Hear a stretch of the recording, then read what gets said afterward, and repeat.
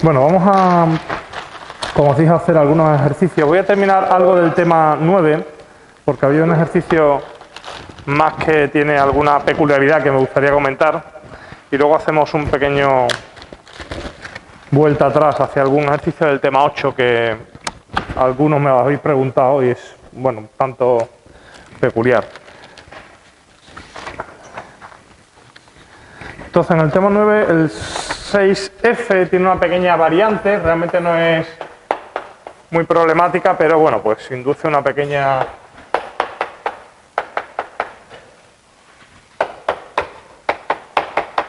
variación de lo que se hace.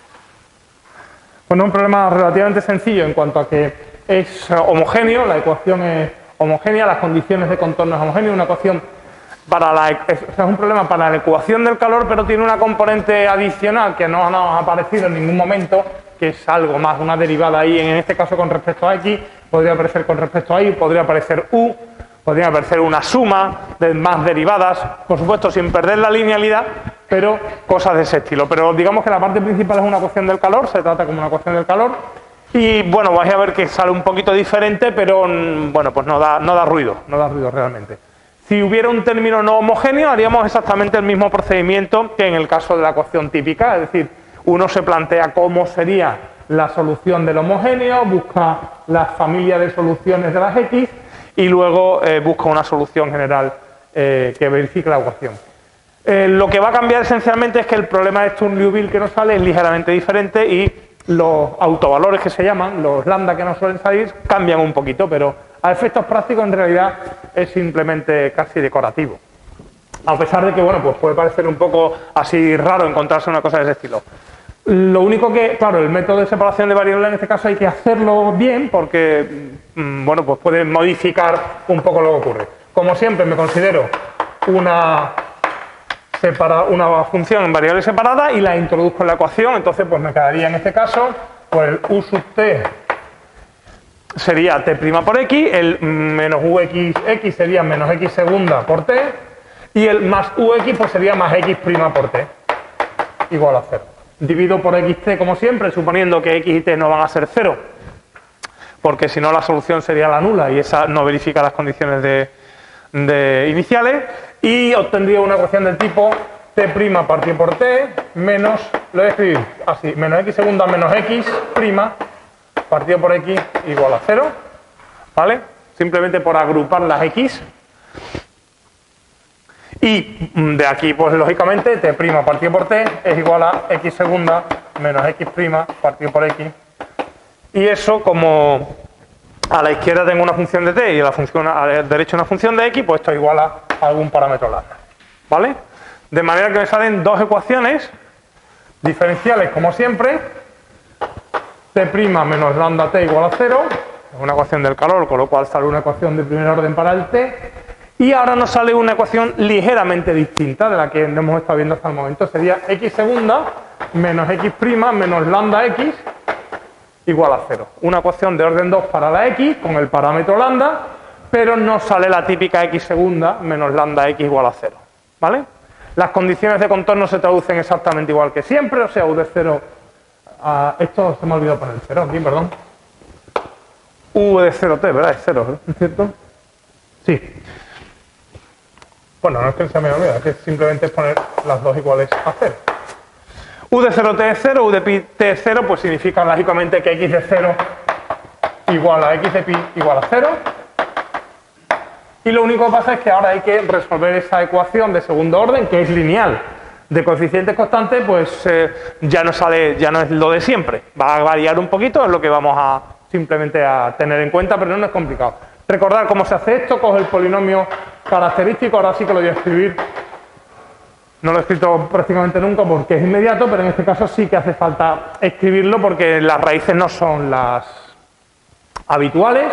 Y bueno, pues en este caso nos quedaría raíces 1 más menos raíz cuadrada de 1 más 4 lambda partido por 2. ¿Vale? Lo cual significa que si 1 más 4 lambda es positivo, pues vamos a tener dos raíces reales. Si 1 más 4 lambda es 0, tendríamos una raíz doble. Y si 1 más 4 lambda es negativo, pues tendríamos raíces complejas. Pero aquí nos va a pasar lo mismo. Daros cuenta de qué tipo de condiciones de contorno tengo. Si tengo condiciones de contorno en 2 puntos igual a 0, pues significa que si cojo las soluciones exponenciales, pues otra vez igual, voy a tener una combinación lineal de exponenciales que se anulan en 2 puntos. Eso nada más que puede ocurrir cuando la exponencial es nula. Con la función lineal, que sería la raíz doble 0, pues lo que obtendría es esencialmente lo mismo, es decir, me va a salir la solución de siempre, y con la solución de siempre, pues, bueno, en este caso no saldría un medio y un o sea, para 1 más 4 lambda igual a 0, ¿vale? Pues me saldría m igual a un medio como raíz doble, y pues tendría, en este caso no 1 y t, sino tendría una combinación de exponenciales también. ¿De acuerdo? Tendría elevado a un medio t y t elevado a un medio t. Pero cualquier combinación, perdón, t, x.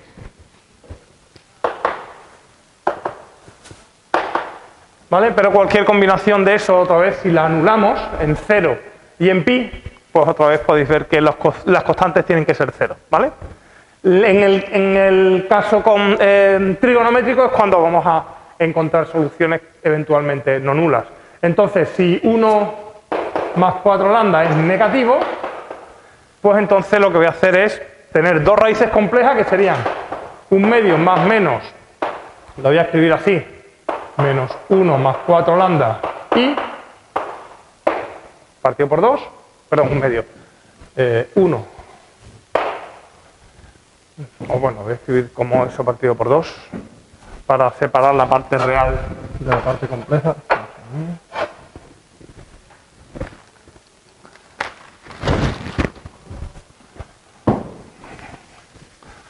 O sea, esto nos va a quedar un medio más menos la raíz de menos 1 más 4 lambda partido por 2 y, ¿vale?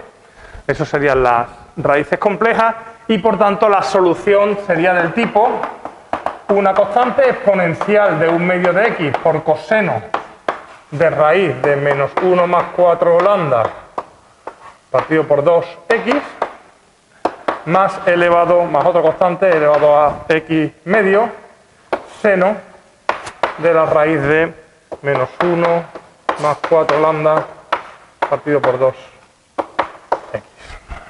¿Vale? Siguiendo, pues como siempre, lo que son las ecuaciones de segundo orden. Imponemos las condiciones iniciales, perdón, las condiciones de contorno en esta ecuación, x de 0 igual a 0. Se traduce, pues como siempre, como para x igual a 0, el seno se anula, esto se anula y esto sería 1, pues quedaría que c es 1, la exponencial de x partido por 2 es 0, o sea que c es 1 es 0, no le queda otra. Y x de pi igual a 0, pues como el c es 1 es 0, la primera parte de la x ya no está, y la segunda pues sería simplemente sustituir aquí en pi, nos quedaría pues que c sub 2 elevado a pi medio, seno de la raíz de menos 1 más 4 lambda partido por 2 por pi, ha de ser 0. ¿Vale? Y otra vez igual, pues si 0 es 0 me quedo sin solución, elevado a pi medio no va a ser 0, el seno tiene que ser 0 y el seno es 0 cuando este argumento es un múltiplo de pi. O sea que en este caso la raíz de menos 1 más 4 lambda partido por 2 por pi ha de ser cualquiera de los múltiplos de pi, cualquier n pi, y esto significa, pues quitando los pi, que esto queda que la raíz de menos 1 más 4 lambda partido es igual a 2n, o que 1 más 4 lambda es igual a menos 2n cuadrado, o lo que es lo mismo, el lambda sale pues menos 1 menos 4n cuadrado partido por 4. Si no me he equivocado, ¿vale? Y esto, fijaros que para n igual a 0 me daría el lambda igual a menos un cuarto, pero lambda igual a menos un cuarto es la solución que hace que lambda es 0, o sea que el n igual a 0 no me vale, así que n debería ser cualquier número natural, porque obviamente los negativos generan las mismas raíces porque está elevado el n al cuadrado, así que no hay nada. Se salen los lambda ligeramente distintos, pero en esencia, si os fijáis, las soluciones xn pues nos salen como casi siempre. Un poquito diferente en este caso. Quedarían las exponenciales de x medio, esto es la novedad, y luego aparecen las seno de la raíz de esto partido por 2, que no es más que n. ¿Vale? No es más que n, o sea que son los senos de nx. O sea que aparece básicamente una pequeña perturbación de la trigonométrica, pero que a efectos prácticos vamos a ver que no da tampoco demasiado ruido. Y los lambda esto, claro, los lambda así me obligan a resolver una ecuación pues ligeramente diferente, pero en la misma línea de las habituales. O sea que en este caso, como la ecuación es homogénea, directamente resuelvo la ecuación para el t, no tengo que meterla en la ecuación otra vez, entonces me quedaría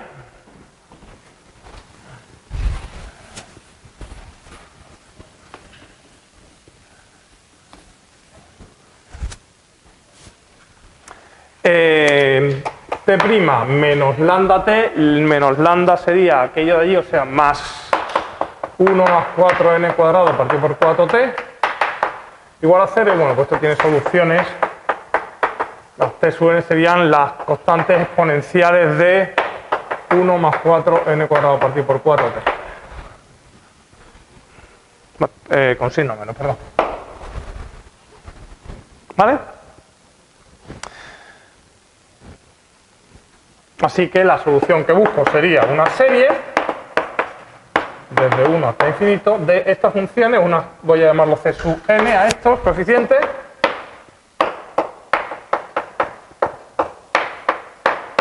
exponencial de x partido por 2 por el seno de nx, ¿vale? Con la condición inicial u de x0 igual a 0, perdón, igual a 0, u de x0 igual a menos x por pi menos x, que en este caso pues significa que la suma desde 1 hasta infinito de los c sub n elevado a x medio seno de nx es igual a menos x por pi menos x. ¿Vale? Y aquí pues lo que voy a hacer es quitarme este elevado a x medios que no aparece dentro de la serie porque no está afectado por el n, encasquetárselo a aquel y entonces hacer el desarrollo en serie de Fourier en términos de seno de la función. En este caso sería los coeficientes c sub n son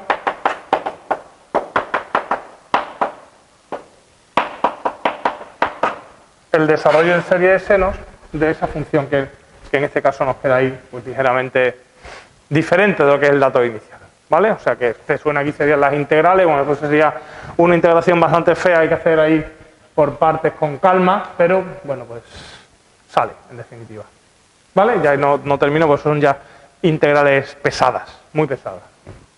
Entonces, fijaros que el hecho de que aparezca aquí algo más de lo que es simplemente el término principal de la ecuación del calor, de ondas o de Laplace, en cualquiera funciona exactamente igual, pues mete un poquito más de ruido, pero bueno, pues conceptualmente no hay mucha más diferencia, ¿vale? ¿Está claro? Ok. Hay uno similar ¿en cuál? Pues no sé si había uno similar o este es el único que había. Pues no, es el único que hay.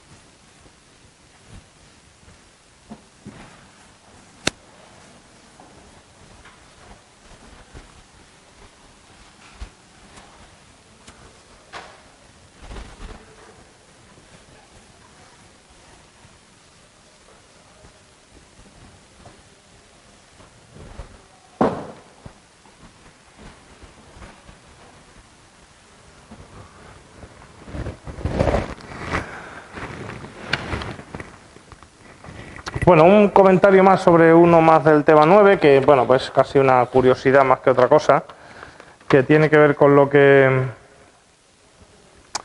os decía ayer de descomponer los problemas. Este es el 7D, no, perdón, el 8D.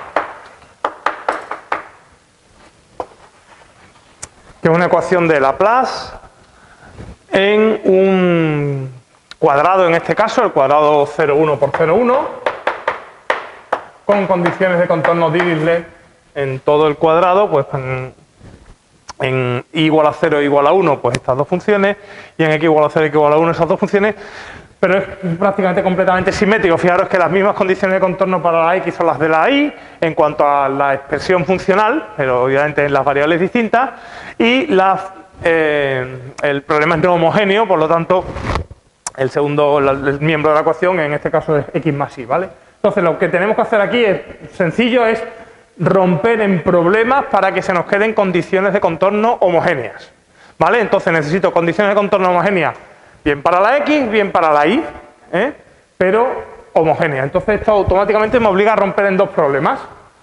Voy a hacer que estas condiciones sean 0 primero, ¿vale? Y dejo las segundas igual, y luego al revés. Dejo que estas sean tal y como son y estas son 0.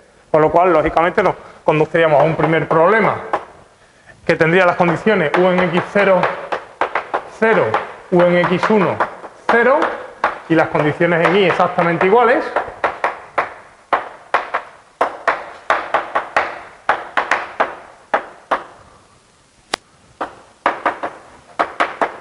¿Vale?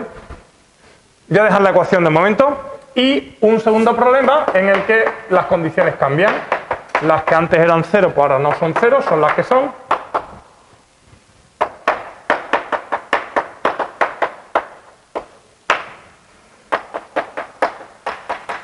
¿Vale? Y las que antes eran funciones de y, ahora son 0. ¿Vale? ¿Eso está claro? Ahí, de manera que la suma de soluciones de problemas verifica la suma de condiciones de contorno y, por tanto, la suma de las dos soluciones que obtenga de esos dos problemas, pues me van a dar las condiciones de contorno que tengo. Pero fijaros en este caso que la ecuación es no homogénea, ¿de acuerdo? Entonces, en la ecuación no puedo poner la misma función en los dos sitios. Entonces, o bien pongo x más y en uno y 0 en otro, en cualquiera de los dos, pero en este caso, si os fijáis, el problema es esencialmente el mismo, salvo que las condiciones de contorno han cambiado de la x a la y, es decir, es simétrico. Si cambiáis la letra x por la letra y, ¿vale? Este problema tendría las mismas condiciones que este, salvo que las x y la y están cambiadas, ¿vale? Por lo que lo más lógico en este caso es repartir para que se mantenga la misma idea. Entonces, si esta le pongo un x y esa le pongo un y, la suma de las soluciones del problema 1 más la suma de las soluciones del problema 2 van a ser las soluciones del problema que busco, y en realidad no tengo que resolver dos problemas, nada más que tengo que resolver uno, porque son idénticos. Si estos dos problemas son el mismo problema, cambiando la x por la y. Por lo tanto, la solución de este, le cambiáis la x por la y y tenéis la solución del otro. ¿Vale? Bueno, es una pequeña curiosidad, está por supuesto muy preparado para que salga así, pero es de alguna forma lógico. Aprovecharse de este tipo de cosas, pues lo normal. Y bueno, pues esto se hace ya, pues como siempre, ¿no? Buscaríamos las funciones, en este caso, de y, puesto que las condiciones y de 0, la u de x0 y u de x1 serían y de 0 y de 1, y habría que buscar soluciones del tipo, es decir, aquí buscaríamos soluciones i sub n que van a ser tipo seno de n pi x, perdón, n pi i, porque son las que salen de la ecuación de las condiciones de contorno, esas que tengo ahí, y de la típico separación de variables. Y lo que buscaríamos, como el problema es no homogéneo, buscaríamos soluciones del tipo una suma de funciones de x por estos senos de n⁻⁻. ¿Vale?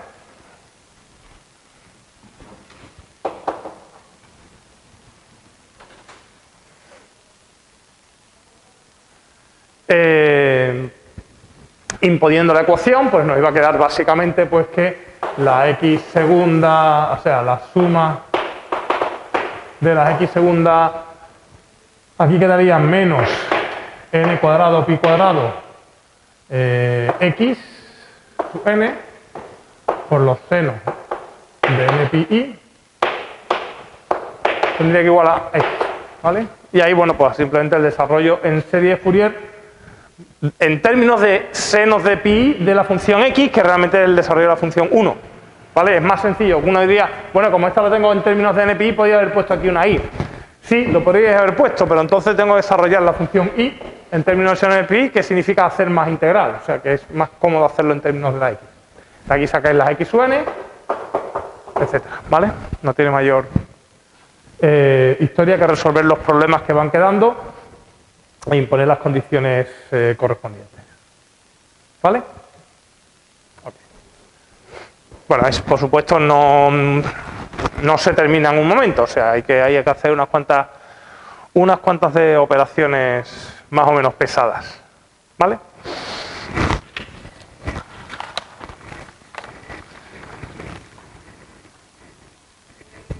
Vale.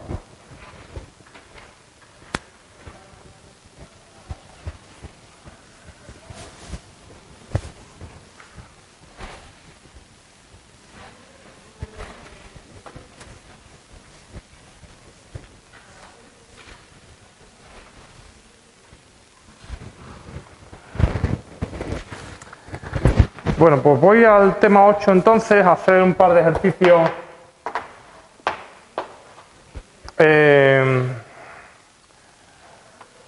bueno, pues este tiene una pequeña curiosidad, aunque la mitad ya lo hicimos. Tengo una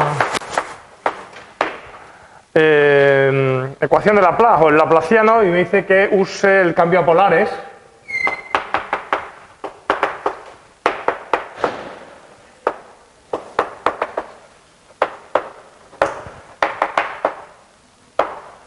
¿Vale? Para obtener la expresión del laplaciano de u en polares. Esto ya lo hicimos en clase, con un ejemplo, y si mal no recuerdo, esto sale pues la URR más 1 partido por R de la U sub teta más 1 partido por R cuadrado de la U teta teta. ¿Vale? Y ese sería el apartado A, pero insisto, este ya lo hicimos. El apartado B es el que quería comentar, porque dice resolver la solución de este problema en el disco de radio R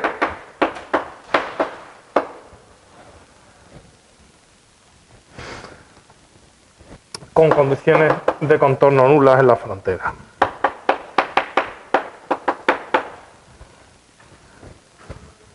Pero dice, buscando soluciones que tengan simetría radial, que lo que significa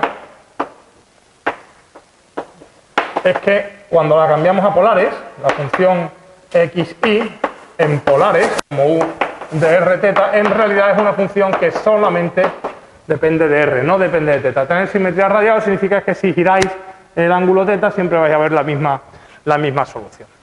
¿Vale? O sea, ¿cómo encontrar soluciones de este problema que tengan simetría radial?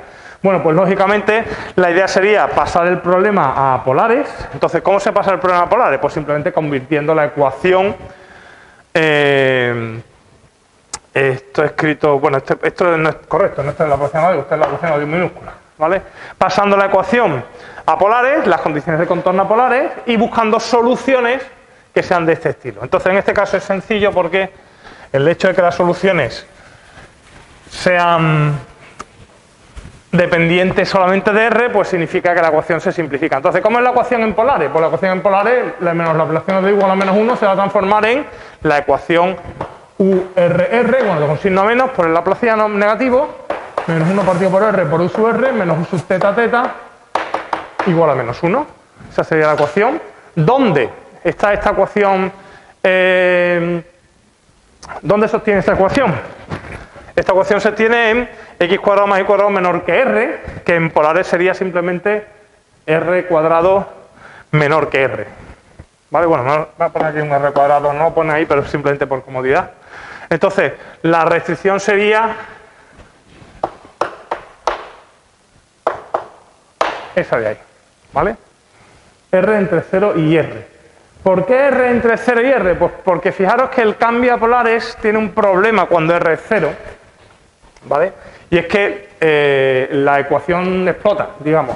El término este se va a infinito. ¿Qué es lo que hacemos entonces? Pues digamos que resolvemos sin el origen, porque el origen en polares, digamos, no está bien definido, en definitiva. Y ahora vamos a ver cómo eso afecta a la hora de buscar soluciones. La condición U igual a 0 sería simplemente U igual a 0 en R igual a 0.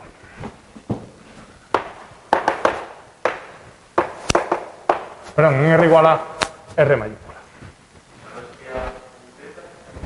¿Perdón? Ah, perdón. No, es U sub...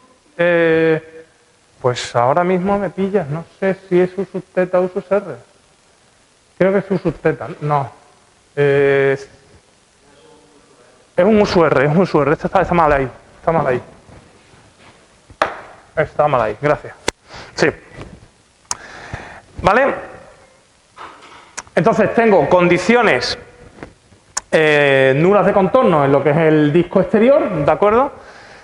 Y la ecuación no estaría definida, insisto, no está definida para R igual a 0. Entonces ese problema de definición para R igual a 0 genera algo, porque claro, aquí falta algo en el problema, ¿de acuerdo? ¿Qué es lo que se suele usar en estos casos? Bueno, pues aquí se usa un argumento de continuidad. Lo que se hace es pedir además que esta función U sea continua en R igual a 0. Que no explote, en definitiva. ¿De acuerdo? Esto es una simple cuestión de que cuando uno cambia de variable, el término 0 se queda mal expresado, ¿no? Porque el origen es independiente del teta y eso, bueno, pues genera ciertos problemas. Entonces, típicamente se pone algún tipo de condición adicional para que no suceda nada raro. Y ahora veremos cómo la solución sale de forma natural. Y ahora, si estoy buscando soluciones solamente radiales, lo que significa es que la U de R teta no depende de teta. Y eso automáticamente significa que las derivadas con respecto a teta tienen que ser 0. O sea, no hay teta, así que las derivadas son 0, así que la U teta es 0 y la U teta teta lógicamente también. Así que la ecuación se reduce un poquito más, entonces tendríamos esta ecuación. ¿Vale?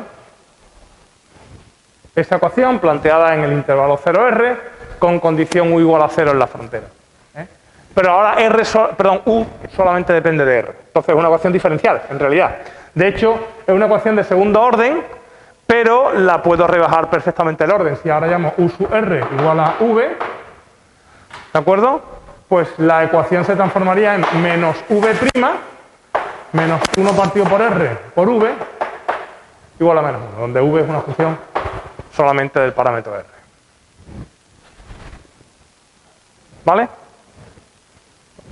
Y bueno, pues tengo una ecuación lineal de primer orden, no con coeficientes no constantes, pero bueno, ya sabemos cómo resolverla. Voy a multiplicar todo por 1 y voy a usar un factor integrante. Entonces simplemente me cojo la primitiva del coeficiente, que en este caso sería el neperiano de R, y cojo como factor integrante muy igual a E elevado al neperiano de R, que no es más que R. Así que esto sería R por V' igual a R. ¿No? Multiplicando por R esa ecuación, lo que me queda justamente es R por V' igual a R, así que R por V es R cuadrado partido por 2 más una constante. Y por tanto V no es más que R partido por 2 más C partido por 2.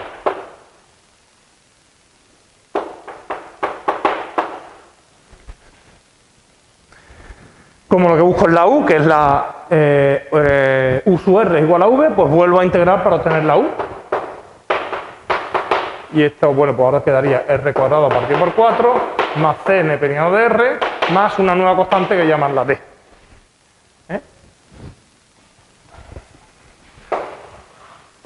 Y aquí es donde uno hace, fijaros que las condiciones de contorno, en este caso, para esta ecuación, es simplemente que la V de 0, perdón, la V de R mayúscula es 0, ¿no? Que sería la condición, no, perdón, la U sub R no, la U es igual a 0, perdón. La condición es U de R mayúscula igual a 0, que es la que incorporamos aquí. Eso me va a fijar una de las dos constantes, pero la otra constante se queda ahí pillada. Pero precisamente el hecho de que uno busque que esta función sea continua en 0, fijaros cómo es la solución. La solución es un polinomio en R que no tiene ningún problema, ahí va a salir una constante, pero aparece el neperiano, y el neperiano precisamente en 0 da problema. La única posibilidad de que este neperiano no dé problema es cargárselo. Así que la condición de continuidad sobre U en R igual a 0, lo que implica es que la constante C del neperiano tiene que ser 0. Porque si no fuera 0, pues la función nunca va a ser continua ahí en 0. O sea, explota, básicamente. Más que continua se puede pedir simplemente que esté acotada. Y con eso es suficiente. ¿Vale? Entonces, bueno, pues la D ya sale simplemente pues, la constante que hay que ajustar para tener eso. Bueno, esto es un ejercicio clásico de las coordenadas polares que dan estos problemas. Pero bueno, nosotros no nos hemos metido mucho, simplemente pues comentarlo.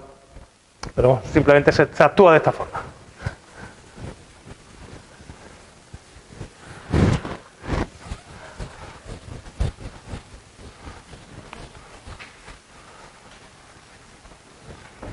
Y voy a hacer uno más que es el 7 del mismo tema 8, que es lo que se conoce como la fórmula de D'Alembert.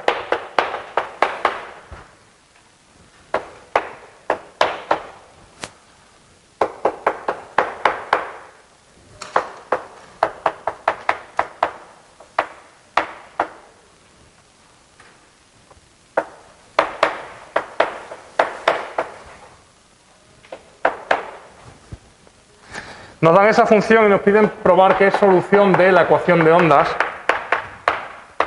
con segundo miembro W y con condiciones 0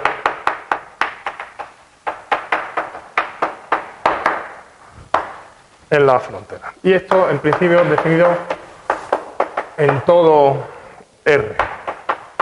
Es una ecuación de onda en todo R, con condiciones iniciales nulas y con segundo miembro no nulo. Y bueno, pues la solución tiene esa expresión. Esta expresión se conoce con el nombre de fórmula de D'Alembert.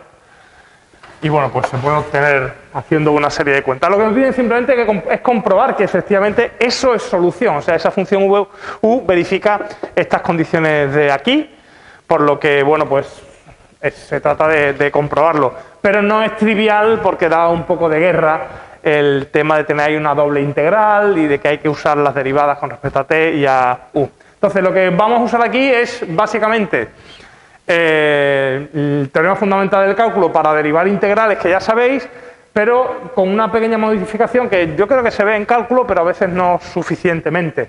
Y es que cuando tiene una función f mayúscula, dependiendo de una variable x, y esa función está definida a través de integrales, en la que la x aparece en los límites de integración, ¿de acuerdo? Pero también aparece en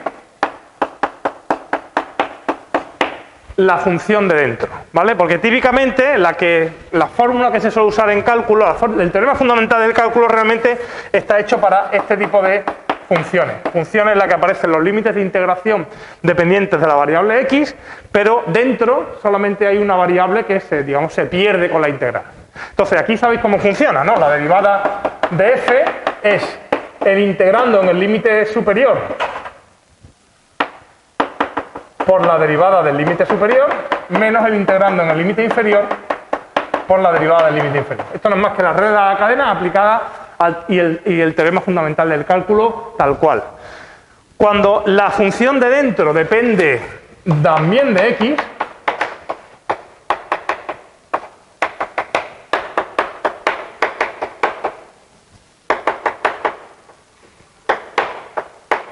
¿vale? Cuando la función de dentro también depende de x, pues entonces esta derivada tiene dos partes.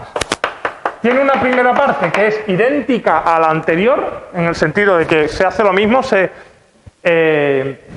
sustituye el integrando en los límites de integración, se multiplica por las derivadas de los límites de integración. Lo que pasa es que aquí, claro, el integrando depende de x y de t. Lo que sustituyo es la componente t. ¿De acuerdo? Entonces aquí aparecería f en x a beta de x por beta prima menos f de x alfa de x por alfa prima. ¿De acuerdo? Eso sería como la primera parte, como hacer la misma que aquí. Pero tiene una segunda parte que es más la suma, se suma aquí, la integral de la derivada de f.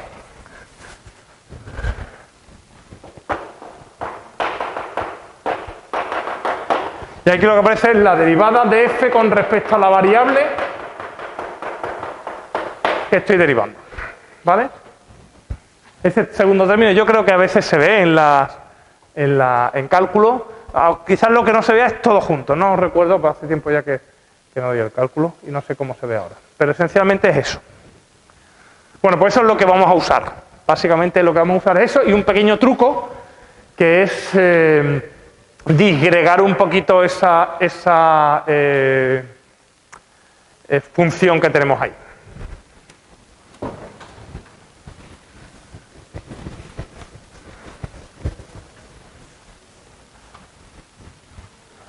Si no lo hacemos así, pues la verdad es que da guerra el problema, ¿eh? Entonces, voy a hacer lo siguiente. Voy a llamar v de x, t y s, una función de tres variables, a la integral interior.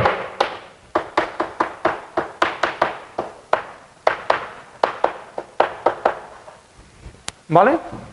Entonces, fijaos que efectivamente es una función que tiene, pues eso, tres variables, depende de la x, depende de la t, depende de la s, y estoy haciendo una integral en una variable y.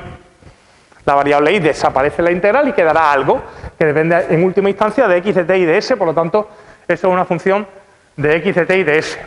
Y la u, por tanto, es un medio de la integral entre 0 y t de la v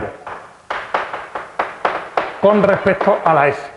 Y entonces ahí aparece una función que depende de x y de t. Efectivamente, hago una integral en s, la s desaparecerá, pero bueno, hay una x y una t que se van a ir arrastrando por ahí y al final queda una función de x y de t. Y bueno, pues se trata ahora de derivar ahí, ¿vale? Voy a empezar con las condiciones de contorno. Por lo pronto, la condición de contorno u de x0 es trivial, es claramente 0, porque es la integral entre un medio entre 0 y 0 de lo que sea, eso es 0. Ahí no hay nada que hacer. Voy a calcular aquí la u sub t.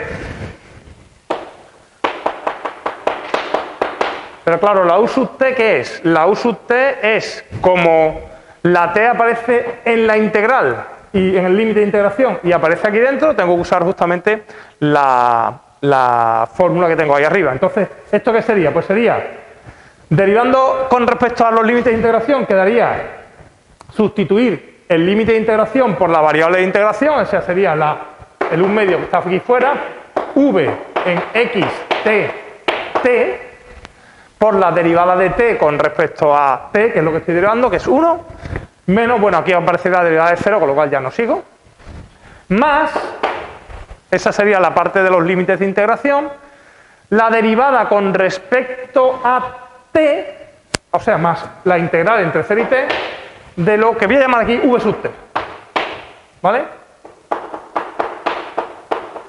Donde v sub t es lógicamente la derivada de la v con respecto a t. Y esto es la u sub t en xt. No voy a calcular precisamente la v sub t porque fijaros que u sub t en x0, u sub t en x0 va a ser un medio de v de x en 0, 0 más 0. más la integral entre 0 y 0 de lo que sea que es 0. O sea que no me molesta en calcular de momento la v sub t. Y v en x0, pues v en x0, 0. Fijaros que es la integral entre x y x de la w. Esto sería en i0, porque la s vale 0, ahí. O sea, la t es 0, la s es 0, por lo tanto es la integral entre 0 y 0, que también vale 0, por lo tanto esto vale 0. Por ahí no hay ningún problema, ¿vale? Las condiciones de contorno se verifican de forma inmediata. Y ahora vamos con la ecuación.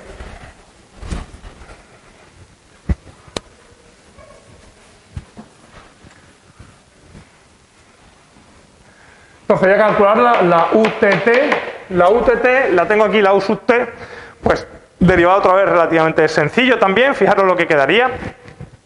La UTT va a quedar 1/2 de la V sub t de xtt, ¿vale? Que ahora veo exactamente qué es eso, más otra vez una integral en la que la t aparece tanto en el integrando como en los límites de integración. Entonces, otra vez igual, sería sustituir el integrando, sustituyendo la variable de integración por los límites, más la integral de la derivada interna. Entonces quedaría la integral, perdón, el v sub t en x t, como antes, sustituyendo la t por la s, o la s por la t, mejor dicho, por la derivada de t con respecto a t, que es 1, menos lo que sea por 0, porque queda la derivada con respecto de 0, más la integral entre 0 y t de la derivada con respecto a t de lo de dentro, que es la vtt.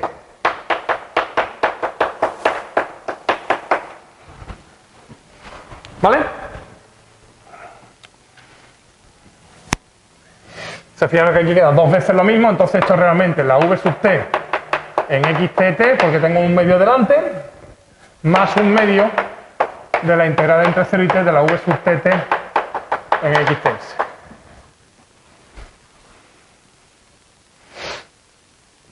Vale. Y ahora la vxx, vamos a ver primero con la vx primero. La ux es más sencilla porque, si os fijáis como en la u, la x solamente aparece dentro de la integral, en el integrando, no aparecen los límites de integración, por lo tanto, la parte de los límites no aparece en la derivada, simplemente tengo que derivar dentro con respecto a x. Entonces, la u sub x sería 1/2 de la integral entre 0 y t de la vx, ¿vale? Y la uxx le pasa exactamente lo mismo.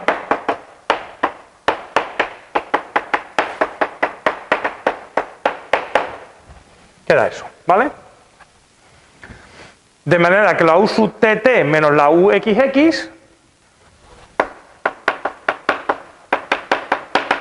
va a quedar pues el v sub t de x tt más 1/2, lo voy a resumir en las dos integrales, que yo creo que